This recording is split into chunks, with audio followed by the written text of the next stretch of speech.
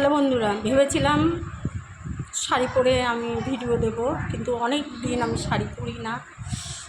যাই হোক, শাড়ি পরলে কতক্ষণে খুলবো, তা যাই হোক আমি শাড়ি পরে ভেবেছিলাম ভিডিও দেব, পারলাম না। ঠিক আমার হাতের এই জায়গাটা খুব উড়ে গেছে, তো যন্ত্রণা করছিল, তাই আমি শাড়ি ঠাড়ি খুলে নাইটি পরে বসেছি। সত্যি অসাধারণ লাগে নাইটি পরে, ভীষণ ভালো লাগে।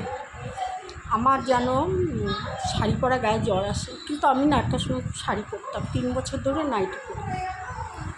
আমার বউদেরও শাড়ি পরাতাম, নিজেরও শাড়ি পরতাম। কিন্তু এখন আমি নিজে নাইটি পরি, বউদেরও পারমিশন দিলাম নিয়ে তোরা পর। কিন্তু নাইটি পরা সত্যি অসাধারণ, যাকে বলে।